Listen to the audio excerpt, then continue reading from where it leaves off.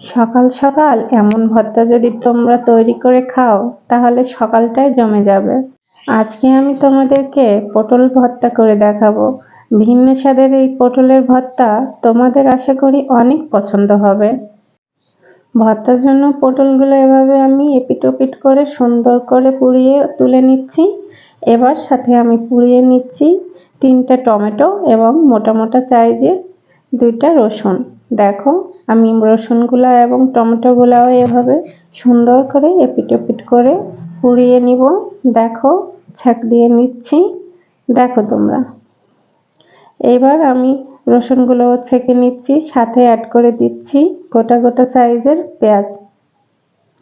সবগুলো উপকরণ এভাবে সুন্দর করে আমি পুড়িয়ে নিয়ে তুলে নিব। এরপরে তায় বসিয়ে দিচ্ছি কয়েকটা কাঁচামরিচ। আমি শুকনো মরিচটা আগেই পুড়িয়ে নিয়েছি। তো সবগুলো উপকরণ আমার রেডি পোড়ানো। এবার বেছে নিচ্ছি। এভাবে টমেটোটা সুন্দর করে খোসা ছাড়িয়ে নিচ্ছি। আর খোসা সবগুলো ছাড়ানো শেষ হয়ে গিয়েছে।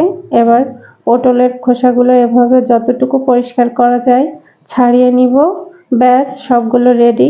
এবার সবগুলো উপকরণ শিলপাটায় বেটে নিব। দেখো সবগুলো উপকরণ শিলপাটায় বেটে এমনটা হয়েছে।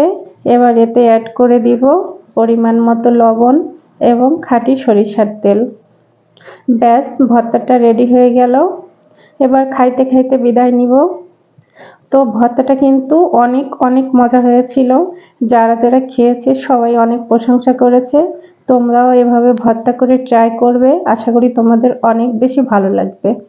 সো ভালো থেকো তোমরা সবাই, এবং ভিডিওটি ভালো লাগলে অবশ্যই লাইক কমেন্ট এবং ফলো করো এবং চ্যানেলটির সাথে থাকো যারা ইউটিউব থেকে দেখছো তারা।